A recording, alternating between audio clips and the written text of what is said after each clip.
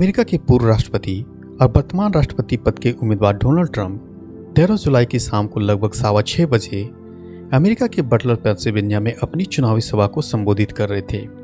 लेकिन जैसे ही उन्होंने अपनी चुनावी सभा को संबोधित करना शुरू किया, वैसे ही वहां मौजूद उसके समर्थकों द्वारा काफ़ी हो हंगामा करते हुए दिखाई देने।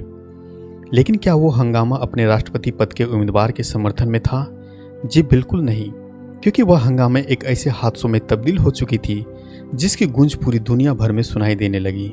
फिर पूरी व्यवस्था में अफरा तफरी के साथ देखते ही देखते यह चुनावी सभा जल्द ही एक आपराधिक स्थल में बदल चुकी थी, क्योंकि वहां पर मौजूद लोगों ने कई मीडिया समूहों को बताया कि इस चुनावी के आसपास एक घर के छत पर कई अज्ञात लोग बंदूक लेके घूम रहे थे, जिसकी जांच करना वहां पर मौजूद सुरक्षा बलों ने शायद जरूरत नहीं समझी, या फिर कहें कि क्या वो किसी घटना को अंजाम देने का इंतजार कर रहे थे, पता नहीं।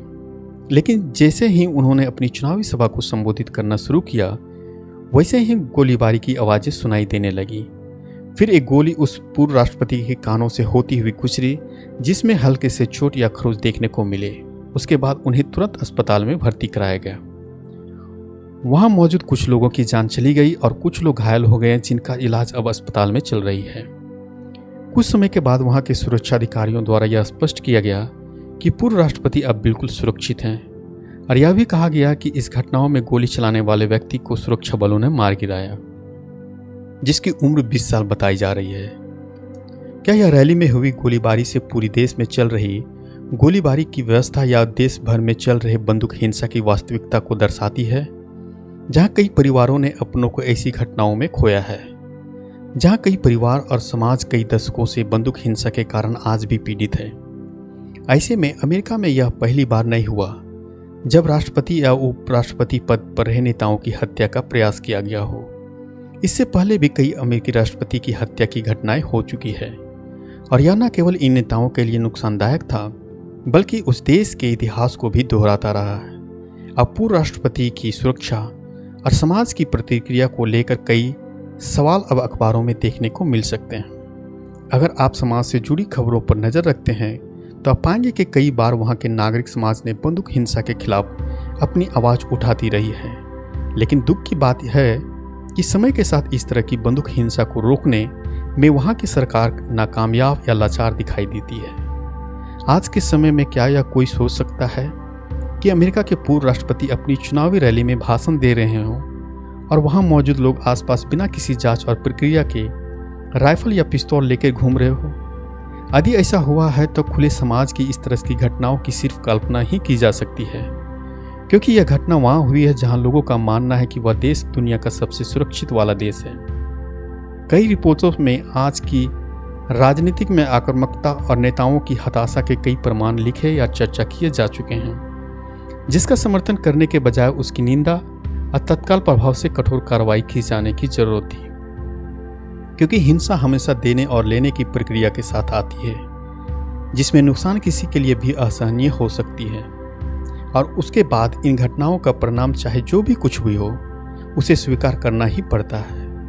इसमें कोई संदेह नहीं कि लोकतांत्रिक प्रणाली से जो अपेक्षाएं थी वो कभी पूरी नहीं हुई और ना ही कभी पूरी होने वाली है, क्योंकि इस प्रणाली पर कुछ लोगों ने कब्जा कर लिया है, जिन्हें इन सभी प्रक्रियाओं से कोई मतलब नहीं होती। अगर उन्हें अनुमति दी जाए तो अपने निजी लाभ के लिए इन सभी प्रणालियों को कूड़ेदान में फेंक देंगे।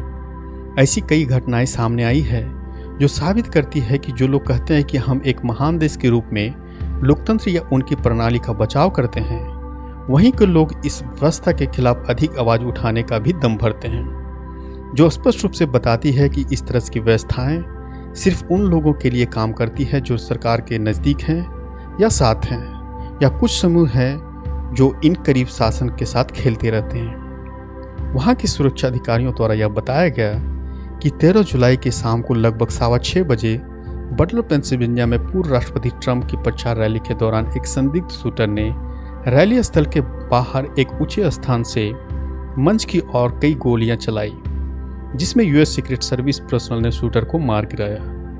यूएस सीक्रेट सर्विस ने तुरंत सुरक्षात्मक उपाय किए और पूर्व राष्ट्रपति को वहां से निकालकर एक सुरक्षित स्थानों पर ले गया गया, जहां उन्हें अस्पताल में भर्ती कराया गया, और अब माना जा रहा है कि वो बिल्कुल सुरक्षित हैं। और उनका मूल्यांकन भी किया जा रहा है। एक दर्शक की मौत भी हो चुकी है, 2 दर्शक गंभीर रूप से घायल भी हुए हैं। घटनाओं की अभी जांच चल रही है और सीक्रेट सर्विस ने औपचारिक रूप से संघीय जांच ब्यूरो को भी सूचित कर दिया गया है। ऐसे में वहां मौजूद कई लोगों ने साफ तौर पर यह कहा कि पास की इमारत की छत पर एक आदमी राइफल लेकर रेंग रहा था। लेकिन बड़ा सवाल यह है कि अगर ट्रंप समर्थक देख सकते हैं कि एक अज्ञात व्यक्ति राइफल के साथ है, तो क्या उसके सुरक्षाकर्मी क्या कर रहे थे? उन्होंने उस समय हस्तक्षेप क्यों नहीं किया? उनके सुरक्षाकर्मी सिर्फ दर्शक की तरह देख रहे थे कि वह गोली चलाएगा, उसके बाद हम गोली मारेंगे। और अगर हम समर्थकों को देखें तो यह आश्चर्यजनक लगता है कि इस घटनाओं के बाद भी वो हंगामा करते हुए दिखाई देते रहे। यह पूरी तरह से पूर्व राष्ट्रपति की सुरक्षा में चूक का सवाल है। आजकल राजनीति केवल विनम्रता और ईमानदारी के बारे में नहीं है, यह शासन और प्रणाली की व्यवसाय बन गया है जो अपने नागरिकों को बेहतर जीवन की गारंटी का देने की बात करता है। राजनीति में उपता दुनिया भर में देखी जा सकती है। कैसे ये राजनीतिक दल सरकार बनाने के लिए बेताब और ऐसा करने की शक्ति रखते हैं जिसकी संविधान अनुमति नहीं देता। अब ट्रंप के आलोचक कहेंगे कि उन्होंने स्वयं सहानुभूति के लिए और अधिक मतदाताओं को अपने समर्थन में लाने के लिए यह योजना बनाए होंगे, लेकिन हमें यह समझना होगा कि कोई भी व्यक्ति समर्थन के लिए खुद को मारने की योजना कैसे बना सकता है या किसी भी चिंता और बिंदु से परे हो। लेकिन वास्तविकता पूरी तरह से सुरक्षा और खुफिया एजेंसियों की विफलता है, जिसकी जिम्मेदारी अमेरिका के पूर्व राष्ट्रपति या जो भी हो को सुरक्षा प्रदान करना था। इन घटनाओं से अब स्पष्ट रूप से पता चलता है कि 2024 के आम चुनाव, अमेरिका के आम चुनाव कैसे और कितने शांतिपूर्ण और कानूनी तरीके से होने वाले हैं।